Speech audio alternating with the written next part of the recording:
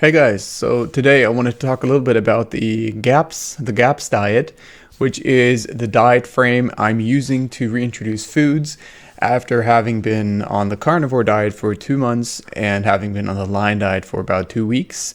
My symptoms are getting a lot better. My asthma is pretty much gone. I'm not using any more medication, and my eczema is really starting to improve. The skin always seems to be kind of the last barrier of disease that's still there, and all the particles that are stuck in the skin that the body's trying to heal through that inflammation are kind of the last to go. So that's the last part that your body will likely heal. And my asthma, as I said, and my allergies as well have gotten a lot better. So I'm feeling confident to be able to introduce some new foods into the diet and see how I'm doing. And for that, I'm using the GAPS introduction diet as a template to see which foods might be valuable to introduce.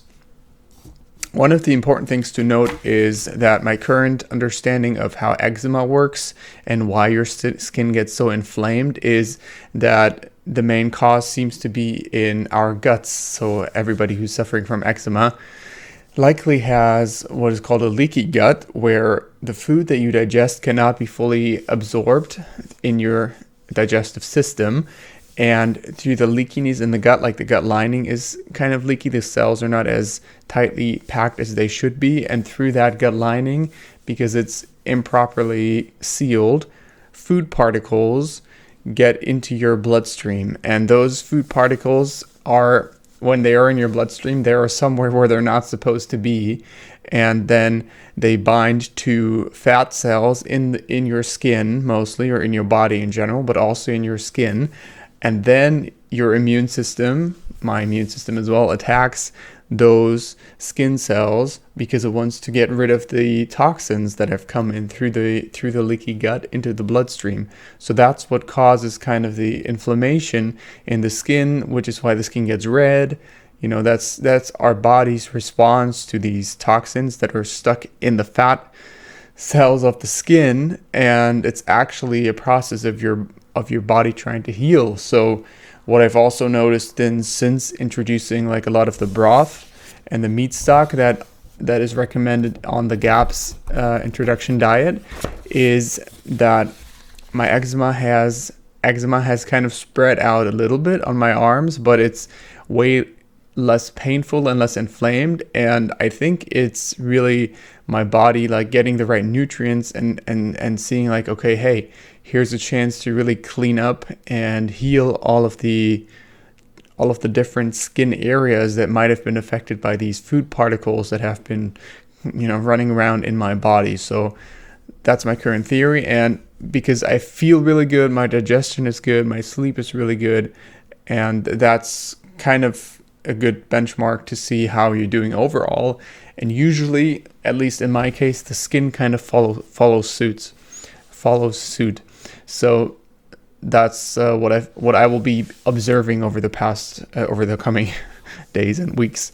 So I wanted just to talk a little bit about GAPS, which is a solid protocol for reintroducing foods and healing, especially healing your gut, which is a good way to continue the diet if you've been doing carnivore for a long time, or in my case, I've mostly been doing the lion diet, which is eating only beef.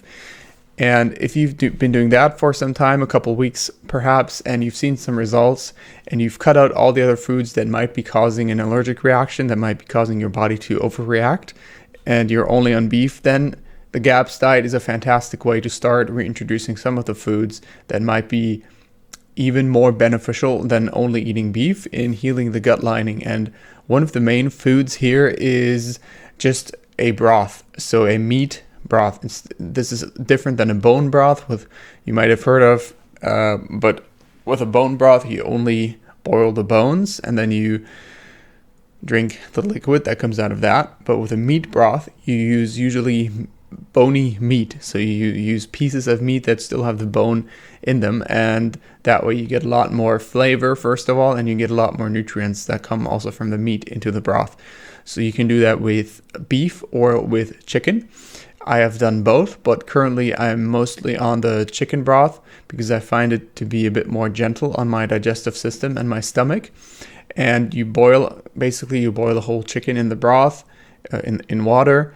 You can add some veggies for taste, add salt, perhaps even pepper. It depends on how well you tolerate that. And then you get a really nice gelatinous meat broth, either from chicken or from beef. If you're using beef, I'd recommend you use something like oxtail, which has a very high fat and collagen content and is really ideal for making nice gelatinous broth that will have all the right building blocks, to help your body heal your gut lining. And that's really essential in the GAPS diet. So the line diet is more of a complete elimination of everything that might be causing symptoms in your body.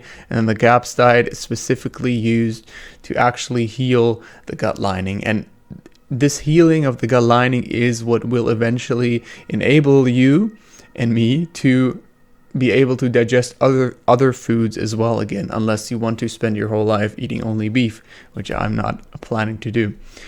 And besides this gut healing, the GAPS diet is also very fond of repopulating the gut. So repopulating the gut with certain bacteria that might have been destroyed, might have been killed off during, with different kinds of foods you've been eating in the past.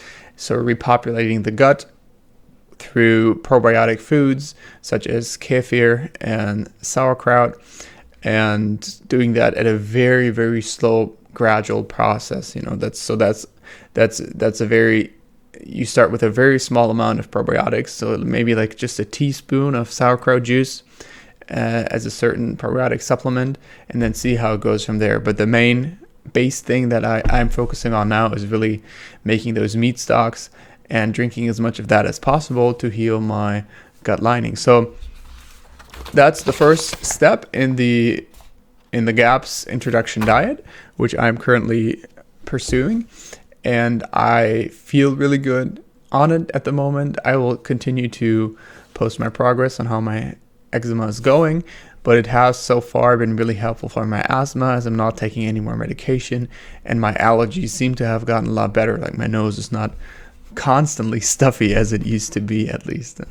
So that's just what I wanted to share today. I will go a bit more in depth in the next few videos on the GAPS diet and what's expected on this protocol. But if you have any experiences in the meantime, let me know in the comments and share your experiences with me, because it also helps me learn more about this diet and all these autoimmune issues that we are facing as a society, really. So yeah, that's it for now, and stay healthy, my friends.